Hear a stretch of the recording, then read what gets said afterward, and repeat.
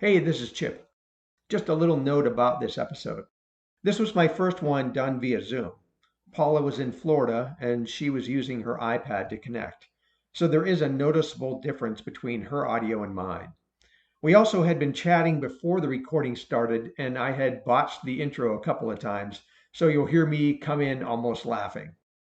Also, near the end of our conversation, Paula spoke a lot about her son's musical journey, and I turned that whole conversation into an extra episode that will drop in a few days. So be sure to subscribe in your podcast app so you're getting the most current episodes. And that's it. Here's the episode. Thanks for listening.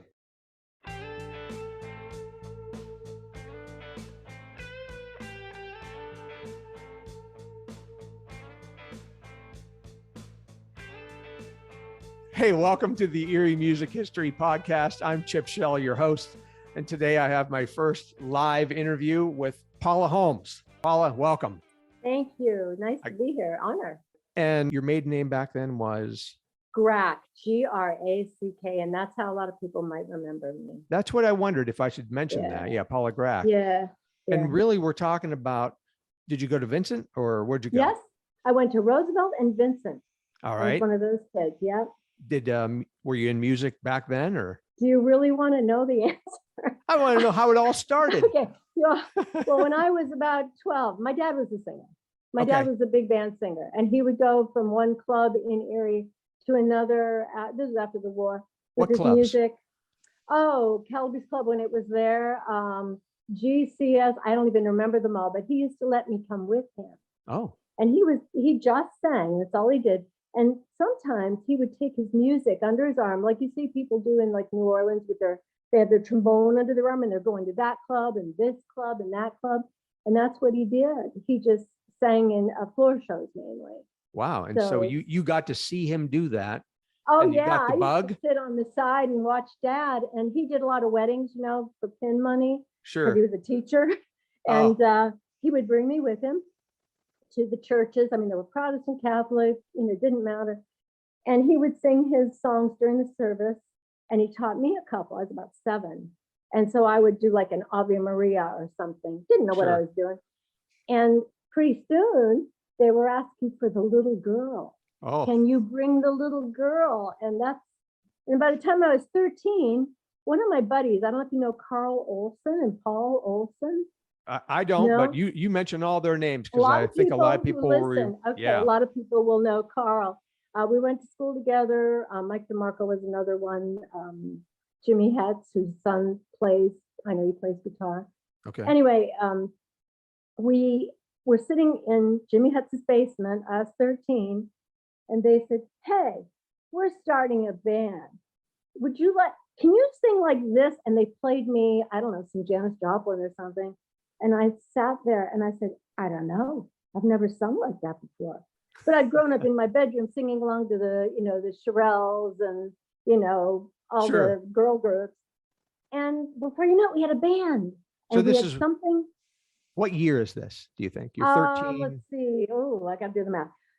66, something like that. All right. I was 13, 14.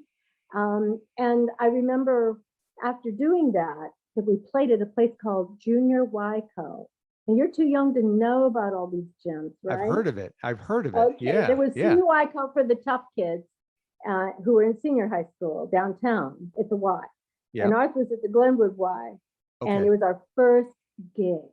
They would play records and everybody would slow dance in one room. But we were their first live band, I think. What was the name? I remember what we were called, the Titans. Nice. I like that. Yeah. Not feminine at all. No. And I remember doing songs like Hey Joe and Light My Fire and just whatever was there, we did it.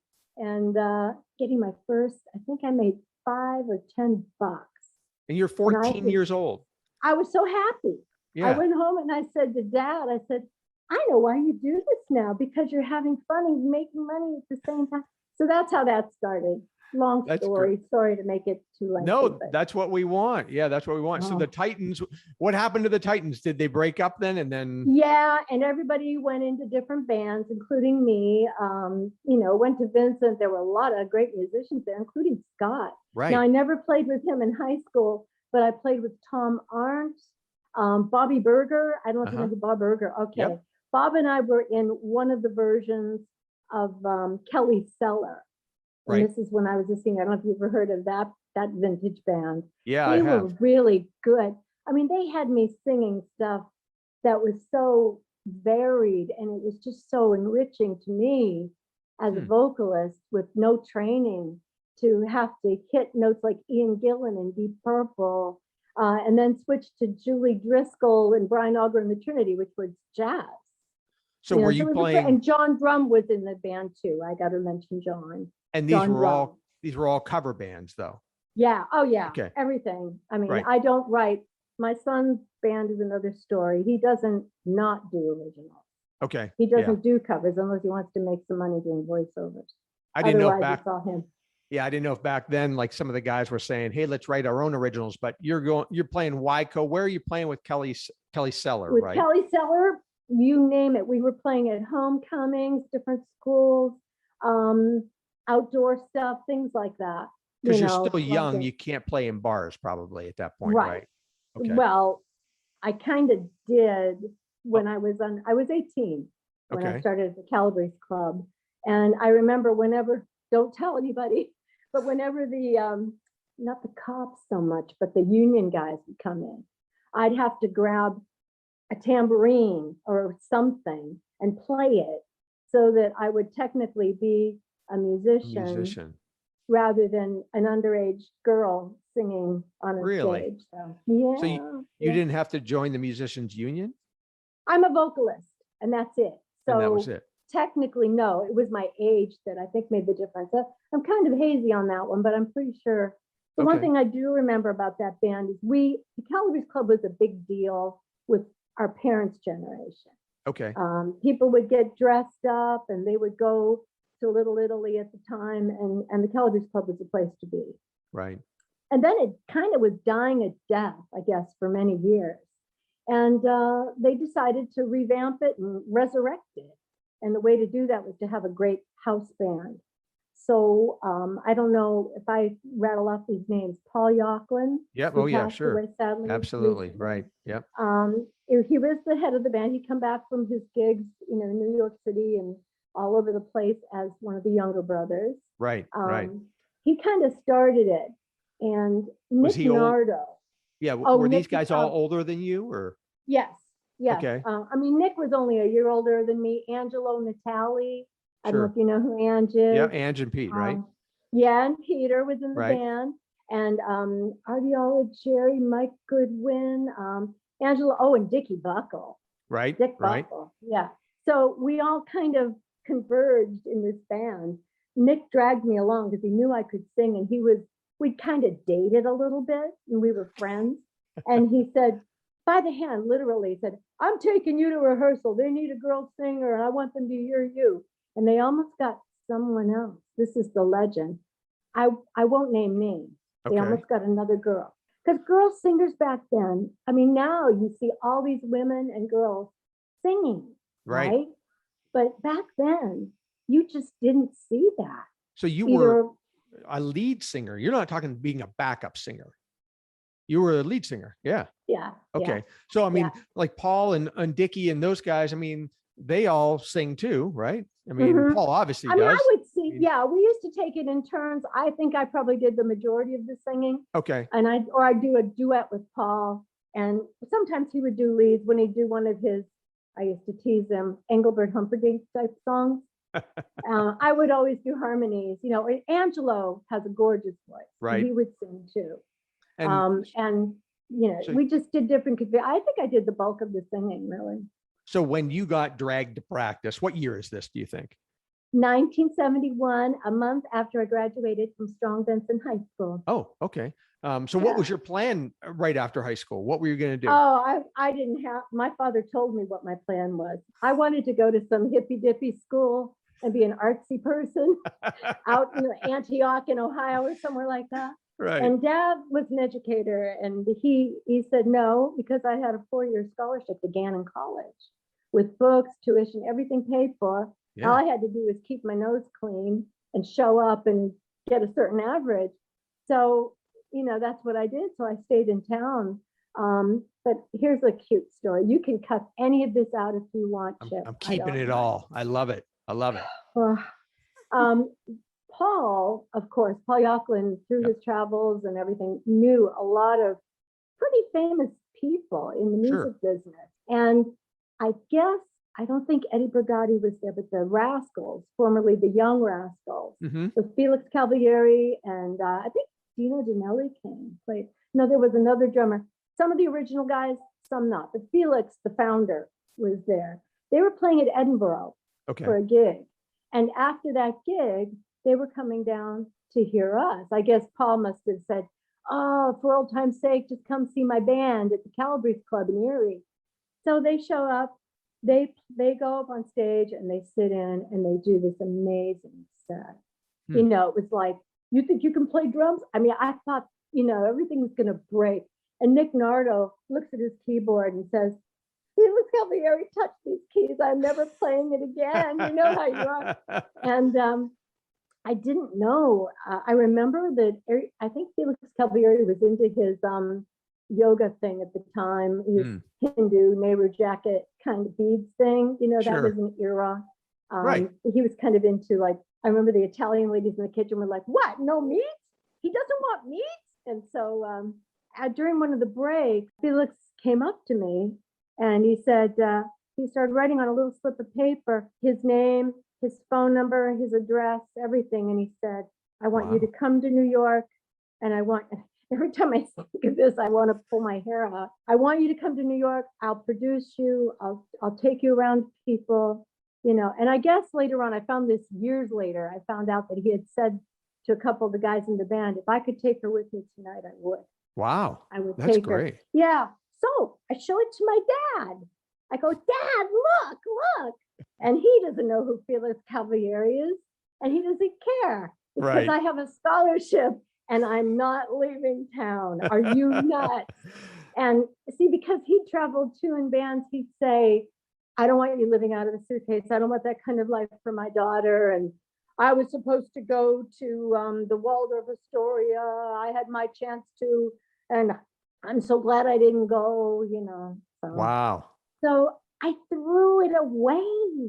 I don't know why, or I lost it. And can you imagine nowadays having that opportunity? Right. Right. Wow.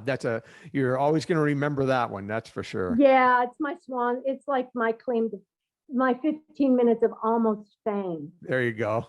Well, you had lots of fame, with the Ruby Port. I mean, you guys were the house band there at the Calabrese Club. Tell people, because I don't think it's here anymore, right? I mean, it's been torn down. Right. And where was it? It was on 16th and Walnut near St. Paul's Church. Okay. It was over there. And it wasn't just a niche place for Italian Americans. It was basically if you didn't go to the Calabrese Club on a Friday night, there was something wrong with you.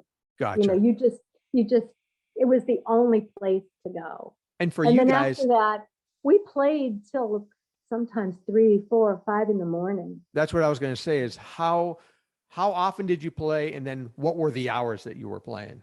We played, when we first started, it was summertime, and we rehearsed every day, almost 9 to 5 days a week, before we got our chops together and started playing for real, which was at the end of the summer. And we were pretty darn good. Yeah. We played probably, I think, starting out to open up, we played about 4 nights a week. At the Calabrese Club? Yes. Okay. And then we played on Wednesdays, Fridays, Saturdays, sometimes Sundays. And during holidays, we'd play like on Christmas Eve, or, usually we'd play, the eve of Thanksgiving or something like that. But always there. Yes, we were part of the furniture. We had uniforms.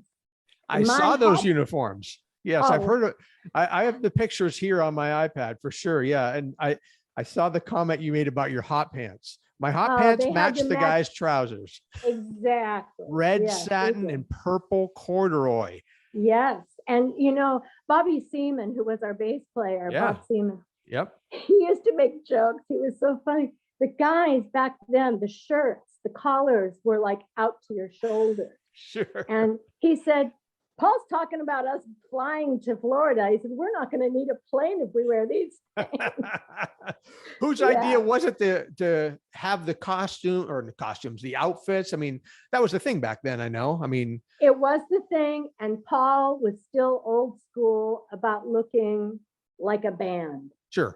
Back in the day, you have a horn band, you wore uniforms. I was in hippy dippy bands. We just wore whatever we wanted.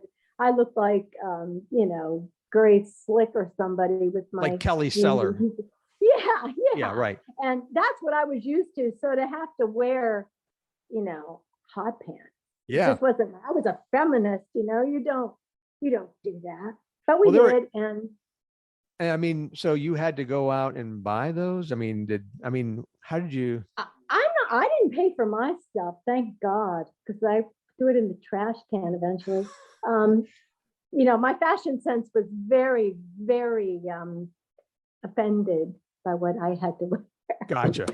And you had to, and Women yet, are funny about this stuff. They really, I think most women care more about that. I don't want you looking at my thighs, kind of thing. Not out And of you- modesty, just because, you're humiliated. and you were playing 5 days a week sometimes. I mean, you were wearing that outfit a lot. Yeah, we Right. were, well, we had a couple changes. Okay. We had the purple outfit and the red shiny outfit, All right. All Mm. right. Well, I wish these black and white pictures were in color then. I'm going to need to see some Oh, of they those. were, it's a shame. They were dazzling. Now there's like 10 people in this band at this point, right? I Yeah, mean, and it fluctuated a lot, Chip. I mean, eventually, I would say we had a very healthy horn section. okay. Especially we had a fellow who was originally from Harbor Creek named Mike Goodwin. Yeah. He's about my age, maybe a little older than I am. And he was fabulous. Flute, keyboards, saxophone. He was amazing. We Okay. had vibes at one point, Yep. and Yep. all kinds of stuff. And we also had a second girl singer, Jeannie Kaminsky. I was don't gonna know if ask you. know anything about Jeannie. Yeah. Yeah. Yeah. We So became close. was she in the band when you joined? I mean, you two. No, Okay. she joined the band a little bit later on, and it was a nice feel because she did more poppy country stuff. Not country, but that lighter stuff. Okay. And I was doing Janis Joplin and Grace Slick and I think we were doing some soul music, and I would do all of that. So you were And doing she would do the lighter stuff. rock and roll, soul, maybe a little Everything. country, everything. That's what I was going to ask. What type of music? It was everything. We were a human jukebox. Oh yeah. Yeah. So whatever, I used to be scared, what's going to be in the top 20 this week? Because you can bet if it stuck around long enough, we'd have to learn it. And we'd have to learn it sounding like people were used to the song sounding. Sure. So, some of it I loved, and some of it you just do what you love, and then you have to do what you don't like, but you try to make it your own Sure. kind of Yeah. thing, Well, I know what it's like to be in a band with 3-4 guys. I can't imagine trying to schedule a practice all the time for 10 people and learn these new songs. Where did you do that? At the Calabrese Club. Oh, They so you opened it stayed up, right there. and Okay. we were there, and it was very convenient because the guys, as you probably can appreciate, were set up, Right. and the Right. sound was set up, and Okay. nothing had to go anywhere. So that So was. Ruby Port didn't play many other places than the Calabrese.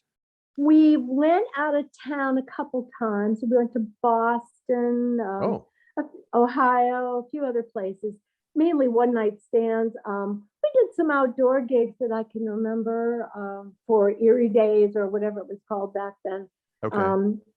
But mainly we were a club band. We were Okay. their band. So And you mentioned Jeannie. Why don't you tell the listeners a little bit about Jeannie? I got to know her quite well, and she was a sweetheart. And she had a lovely, controlled alto voice where I think I don't know what I am. I don't know if I'm soprano mezzo or what, but we kind of complemented each other very well. Yeah. As a person, she was a girl from Erie, just like me. And Vincent girl from Vincent yeah, too? Yeah. no, she went to a Catholic high school, I think. Villa, St. Ben's probably, St. Ben's, Villa yeah. or Ben's Gotcha. or somewhere. Right. And she was the Polish girl and I was the Italian girl. And you know, when you're in Erie and then you add the German and the Irish to that, you've got Erie, right? Right. So we became quite close. She wore the outfits a lot better than I did because she was taller. And Okay. they were happy because she would wear the go-go boots that I refused to wear. So there was that. I've But seen she the was boots. lovely. And we were very sad when she became, it seemed quite sudden that she became very, very ill. Right. And that was a sad time for all of us. And we Yeah, I never bet. replaced her. We Okay, never that's what I was going replaced to her. ask. Okay. Mm-mm. All right. Because that was early on. I mean, she was very young. And, Yes, she was. and She was, we were about 20 years old, maybe. okay. And then, so you don't replace her. So you continue to be the primary singer in the band, or Pretty much, yeah. Okay. And then I forget what happened, but eventually, again, it kind of wore out its welcome, as all good things do. And they started, then the age of disco came in, and it was more of a, they didn't really have a whole lot of live bands then Okay. in the club.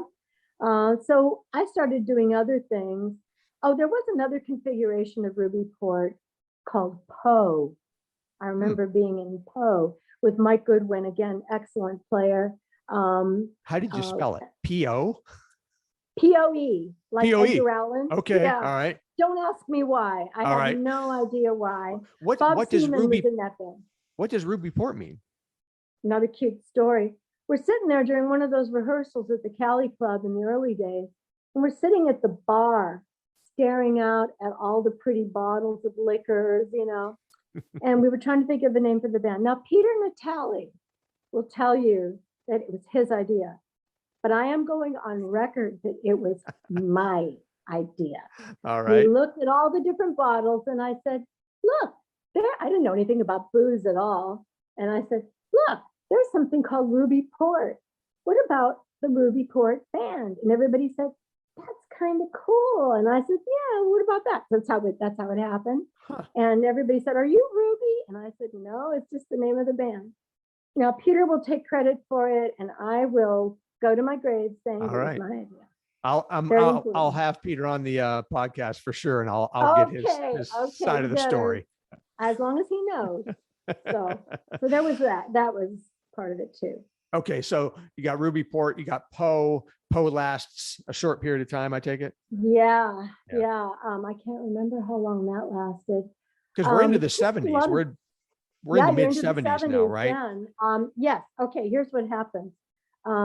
Angelo goes off to join a band called Ma Brown in Cleveland, Ohio, and because he was so good. And Bob Tome, I don't know if you know Bob. I know of him. I know the name, right? Well, he's a good friend of mine, and he was already in this band in Cleveland called Ma Brown, and they were headed for the big time. You know, they had a real manager and a real agent, and I started going out with Bob. Was that before? I can't remember. Oh, Angelo comes home. This is it. He comes home from Ma Brown from Cleveland, and he comes into the Cali Club because we're still playing there, and he says, he has a big cross hanging off his neck. And I said, what's going on with you? And he said, I've had an experience with the Lord and all these things are happening. And I looked at him and said, because, you know, I always went to church, and he used to make fun of me going to church. He used to send me cards at Easter, like glittery cards with pictures of Jesus on them, the baby Jesus, that would say, have a holy, Christmas, or have a holy Easter. And he would mock me. Yeah. And I said, okay, Angelo, this has gone a step too far. You coming in here with this cross on, but it was real. Oh, he really had a genuine, he called it a conversion experience. Bob, same thing. Before you know it, we've got Angelo, Bob, Mike Watson, who's a phenomenal bass player who became a pastor, Okay. who's retired now in Erie. So he replaced Bob Seaman. Not in that band. No, this was a whole different band. Oh, that's right. Whole different band. Okay. Yeah, Gotcha. Sorry, I'm not being clear enough. No, It's all that's kind of fine. muddled in my head. It's Yeah. one big band. You know? As a bass player, I try to keep track of those guys. I know who Bob Seaman is for sure. So, okay, good. You know who Bob is. We had Mike Watson, phenomenal, really good. Yeah. We had Angelo. It was his band, started it. We had Scott. I think Bob Tome stayed in Cleveland, I believe. And we had Tom Stone, who doesn't live in Erie anymore, but was a phenomenal drummer. Okay. I mean, he was a carpenter by trade. So when he set up his drums, he had the whole thing hanging off a rack and a gong and big Chinese gong, all this stuff. And we called ourselves Clockwise. Right. Yeah. Because that was all original material. Yeah. And you would call that Christian rock, right? Yes, it was. Yeah. And Christian rock as a genre was just starting out with Larry Norman. I don't know if you're familiar with Larry Norman. Yeah. And, guys like Randy Stonehill, it was a burgeoning, well, it turned out to be, it's a business too. Right. Right. But that was where we were at. And everybody was pretty sold out for the band. I was still going to school. But we kept playing. Okay, so you were playing out in Clockwise around town. We were touring. Right. Not around town so No? much, Chip. No, we were mostly Ohio, New York State, Kentucky, Pennsylvania, in that area. We were always out and about. What kind of venues? Some churches, a lot of churches were getting very cool by then, and getting youth oriented. So they would have clubs of their own, like there was a club in Fort Wayne called Adam's Apple. And that was a whole, unbeknownst to a lot of secular musicians, that was a whole sort of a circuit that was national. Right. So I found out later on that my husband, who was in a Christian band from England, had already done a lot of the same gigs that we had done. Memphis, a lot of places. Yeah, so that was a definite circuit. And so Clockwise, you guys record an album. One or how many? We did one, and it was in Cleveland, and it was produced by Al Perkins. The album was still around today. I think somewhere you can get it. Oh, yeah. And by that time, I think Bob Tome did some work on it. And then Scott did some work on it. And we had another fellow, Dave Kostick, who's long gone from Erie. So, there was that. We were doing that, and we were traveling a lot. And so a whole lot. How many people are in Clockwise? 5? We had, for a while, we had Gail Campbell, who's no longer Gail Campbell, but Gail, and me, Angelo, Mike Watson, Tom Stone, and either one or two guitar players, depending on the time. So like 7 people. Again, a bigger band. You're not a power trio. Yeah. No. So and so you mentioned Gail. So I know that you were in Jonah too. Yeah, Jonah was just like the first. She was in I think we called it Clockwise by the time she was in it. Okay. She joined when Scott did, because at the time they were a couple. So gotcha. So that's before Jonah. Or that's after Jonah. Okay. Jonah was basically just, I think, Tom Stone and Mike Watson doing a trio thing for a while. And then they grew. And Angela said, "Hey, Paula, you want to be a Jonah-ette?" And I said, "Yeah, sure," because I knew him so well. We'd been doing duo things to Angelo and myself around town, just little things. And we knew each other, like you probably do this in your duo. You know that other person's performance and their instincts so well. You get to know where they're going next, either with vocals or with playing, fills, whatever. You know where they're going next with before they do. And it's a good feeling. Yeah. Well, back then, so we're out of the Calabrese Club. You're traveling around with Clockwise, and you're doing maybe this duo stuff once in a while. Where are you doing? Where in Erie are they having duos in Oh, the yeah, mid mostly church 70s? stuff. Still, Mainly churches and stuff. okay. Yeah. Okay, churches. gotcha. All right. So, although we did a gig at Mercyhurst College Okay. in June of 1978. This is the famous gig that I've heard about, right? Have you heard about this? Should we bring Phil in for this conversation? He's at work. Oh, He's at work. But I'm sure he'd be happy to talk to you another time about, how what a magical night it was. That's right. No, am I thinking the same thing? Right. So Scott said, make sure you ask her about, and how do I say his band's name? Alwyn Wall?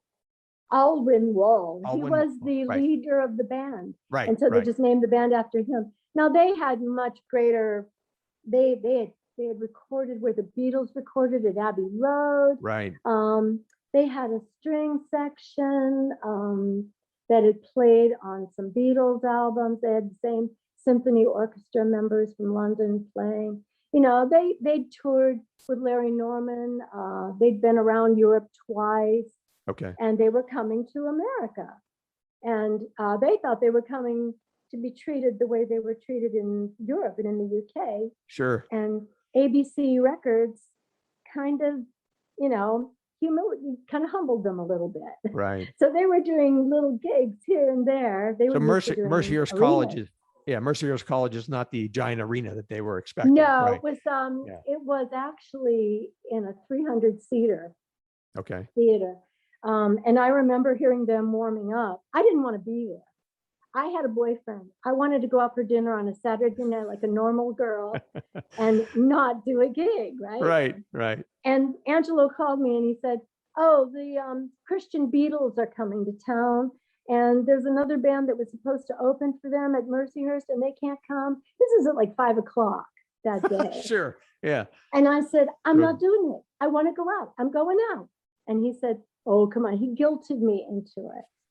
So I went, and I was not in a very nice mood, and it was raining and it was hot, and Erie gets steamy. Sure. And you're supposed to open, you're going to be the opening we're band? opening for these guys, yeah. Right. And it was only their second gig since they got to the States. They had just broken in a new guitar player, a new bass player, and a new drummer. Okay. They had just broken them in. They found them in Florida. 3 guys came over from England. And the other 2 stayed back and they needed to replace them once they got here. They were based in Nashville. That's where they were living. So I wasn't in a good mood. I'm singing and out of the corner of my eye to the right, I see some guy with big, huge gag sunglasses and red suspenders. They call them braces. Okay. And he's leaping up and down and waving at me. And I thought, who is that idiot? Then they went up and played, and he played keyboards, and they were so good that he still had the braces and glasses on during the gig. No, he took the glasses off. He was just trying to get your attention and mess you up. Yeah, I think so. And he came up to me after the whole concert was over, and I was in a very bad mood because my night was ruined, Right. And he said, how old are you? I said, I'm 25. And he goes, oh, you're old enough for me. Well, he's 2 years younger than I am. And then he said, which one of the lads in the band are you married to?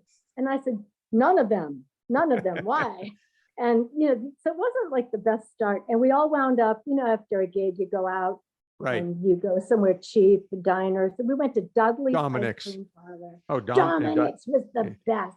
We took these guys to a safe place. It was an ice cream place. Yep. And we're sitting there talking, and he said, we're doing another album, and we'd love you to sing on it. And so I fell for it, and I gave him my name and my number. The guys in my band were sitting there looking at me like, Paula, behave, because they were like my big brothers. They were always looking out for me, especially when I didn't want them to look out for me. Nobody paid for my meal. My husband-to-be turned to me and said, I'd pay for you, but I need to pay for the lads in the band. And I said, this is not a date. This is not a date. There's like 10 people sitting around. Right. And it's not a date. So on my way to the car, his band had already gotten into their van, and I'm saying goodbye, and I'm going to give him the side hug that you give in church, and he grabs me, bends me backward, and plants one right on my mouth. Wow. And his band starts like pounding on the side of the van and, yelling stuff. And my guys are inside looking at me like, she's doing it again. She's the fallen woman. She's doing it again.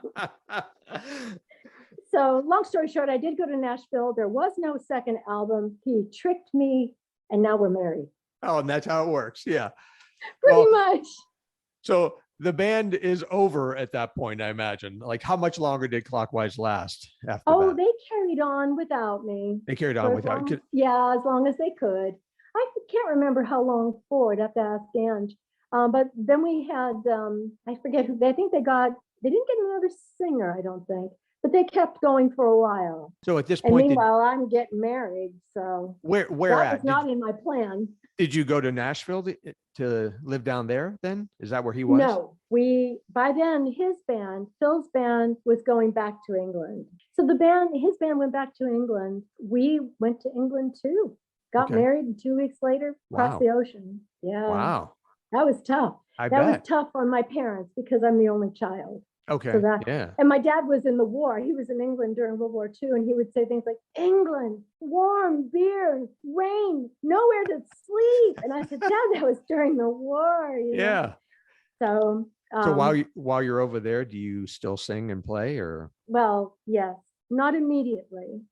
My husband became quite ill with non-Hodgkin's lymphoma. We were probably married about 2 years or so, and I was expecting, and toward the end of my pregnancy, he got real sick, and we didn't know what was wrong. And it took probably till our son was about 18 months old before he was diagnosed with cancer, my husband. Right. And so that was a chunk, like 5 years, the first 5 years or so of our marriage was spent getting him well again, which we did, but it was a long haul at the time. Sure. And while we were sort of on the end of all that, somebody asked us to play. So the two of us had already been, you mess around at home with the piano and everything. And we did a couple gigs. And before you know it, we're doing more and more. And we asked another couple who played guitar and bass and sang to join us. Okay. And then we only used a drum machine. We called the drum machine Dave. This was the 80s. So I was going to say, very 80s. Yeah, right. Yes, very 80s. Yeah. But we played in pubs. We played in clubs. It was, a great time. And what type of stuff? Oh, wow. Again, mostly covers. We'd mostly written covers. a few ourselves, which I listen to them now and I think, those are still darn good tunes. They're, a good tune is a good tune, right? Right. But we didn't do any sacred music, even though we all went to the same church. We did things like Miracle of Love by the Eurythmics. We did a lot of soul music because, funnily enough, maybe not so funny, English people love R&B and they love soul. And they love old soul, like the Delphonics and Aretha. And so we did a lot of that. We did a lot of Shaka Khan. Wow. And, Stevie Wonder, things like that. It was a cool time because we were able to actually give back to the hospital unit that had treated my husband. We did some benefit stuff. And, nice. It turned out to be a lot bigger than I thought it was going to be. And that was really neat. So we just kept playing and never really stopped having a band until we came back to the States. And when was that? When did you come back? 1991. All right. And why did you come back? We came back because my husband's real business, he always jokes and says, if we had just done music, we wouldn't be in our house now. We came back because he had realized that there was a little product that was not the main product of his business in England. And he was convinced he could take that product. It was an ink pump and turn it into a business on its own. Okay. And because he's an engineer too, which I didn't know when I said I'd marry him. I thought we were going to just have a caravan and have kids and traipse around the country and do music. The hippie lifestyle, right? Yeah, exactly. And he said, I think I'd better tell you about the company. And I said, You married a nerd. You didn't I even married know a it. My father had always said when I was at Gannon, he'd say, why do you date all these misunderstood poets and these musicians? Why don't you date somebody from the engineering department? And I'd say, Perfect. because they're boring. They're boring. But, I eat my words many times over now. And he always teases me about how if it wasn't for that, we would probably be on the street. So did you go right to Florida where you are now? No, we were in Erie from 91 till about 10 years ago. Long story short, Yeah. I wasn't there that long before I started singing in bands again because all my old buddies that I'd grown up with were still in town. Most of them were still in town. Well, I know there was a bit of a revival of Ruby Port within I the was past part of decade. that briefly. Okay. But before that, I was doing things with Dick Buckle. Sure. With Joe Celerino on drums. Okay. Sometimes we would get some really good horn players. It was called Crosstown Rhythm and Blues, which was a revamp of their old band. Yeah, Absolutely. And I sang with Roy Hollis Jr. And that was a lot of fun. Well, Roy lives down the street from me, and I plan to have him on the podcast soon. So I will. Yeah, he's in a fantastic band now. Yeah, I know. I was going to be in that band as one of the singers. Briefly, and then we were moving to Florida, so that didn't happen, but it almost happened. Before that, I was with Marty O'Connor. Oh, you know Marty O'Connor. Sure, yeah, Dave another guy. Blades, Dave Blade's one of my favorite bass players and people in the world. Yeah, Dave Blades, and such a sweetheart. Yep. Marty, Dave, Timmy, and Phil Popotnick. Right. So we did that. We were at the Bel Air. We played lots of weddings. Was that just Marty O'Connor and Friends? Is that what he was calling it? Okay, sure. Yeah. I mean, I remember going there, seeing him and Phil and Dave as a trio, years and years in the 80s, Yes. And we would go out and see them, and I would sit in because Phil knew me. Marty didn't. So I would go up and do like one or two songs with them, but more jazz songs like God Bless the Child. And, because by then, I don't know what happens to us, a lot of us musicians. Once we hit a certain age, we gravitate to jazz. Maybe that's not always true. Right. But that's what happened to me. Okay. Songs that my dad sang, and he'd say, this song is a good song. This God Bless the Child song, and, Love is a Many Splendid Thing. Those are good songs. You should sing them. And I'd say, I'm never singing that stuff. And there I was, It all comes around. Yeah. And Marty said, you're really good. And Phil said, we should have her in the band. And Marty said, she's too good. She needs her own band. And I said, I'll sing with you guys. You're good. You're really good. So, so we did that a lot. We played a lot of gigs when I think about it. And, the one thing, Chip, that I wanted to emphasize is in those days, like I said, there weren't many girls to go around singing. Right. Like there are now. I'm not quite sure why that is. I think it was just something that needed to evolve.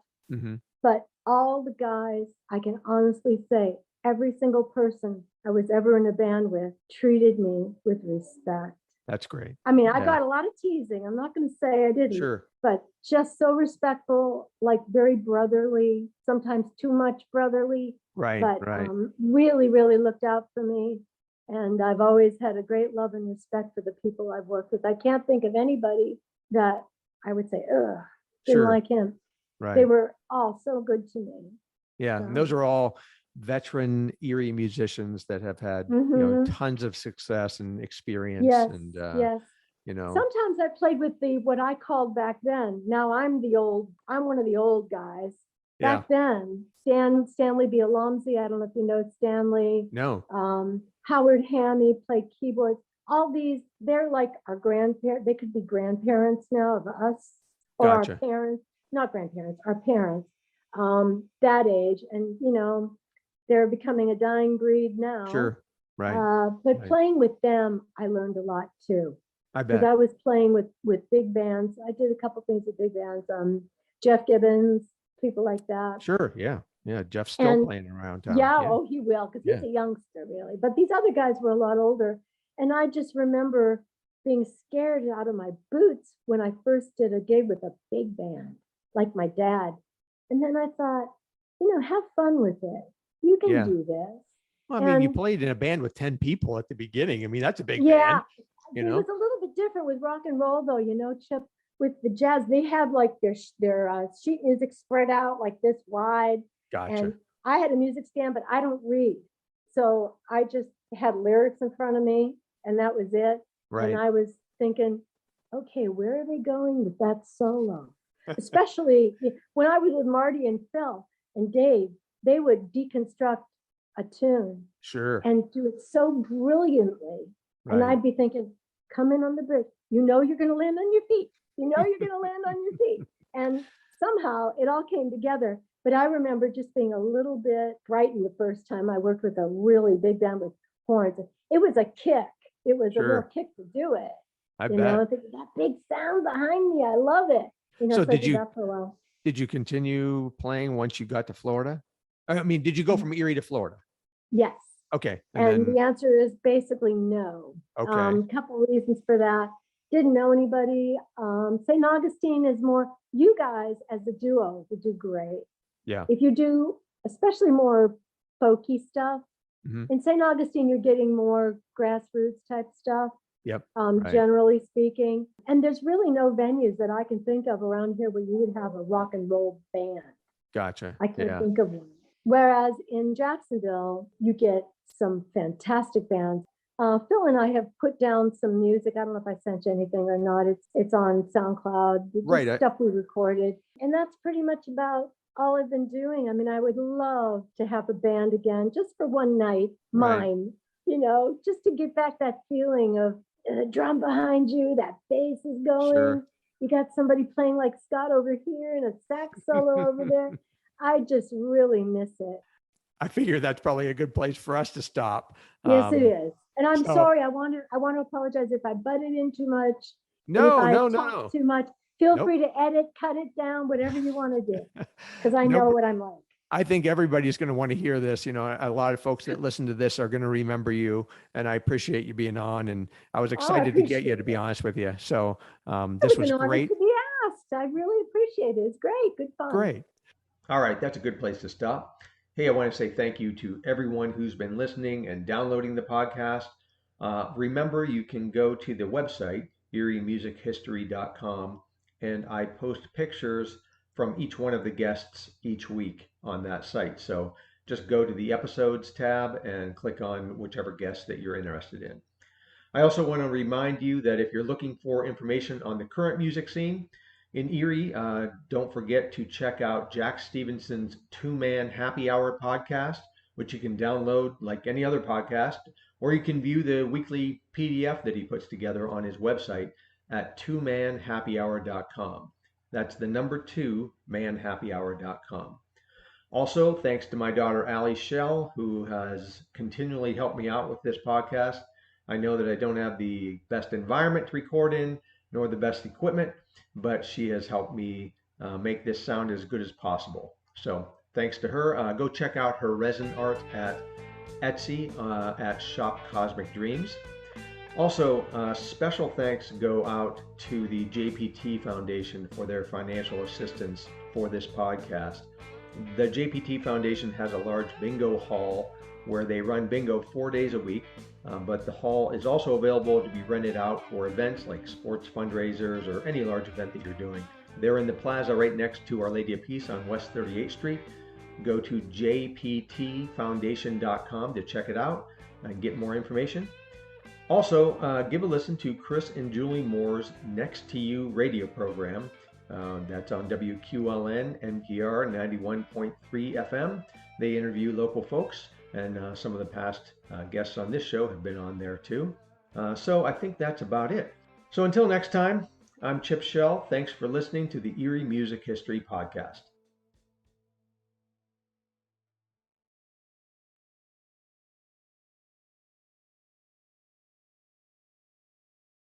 Hey, if you're still there, here's my random free plug for a local business.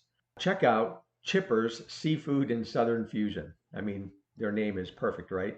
Now, this is a newer restaurant that was opened in 2020, and it's located at 1023 State Street. Super great service, and you got to check out their seafood boil bags. Those are delicious. So chippers, seafood, and Southern fusion, no relation. Take it easy.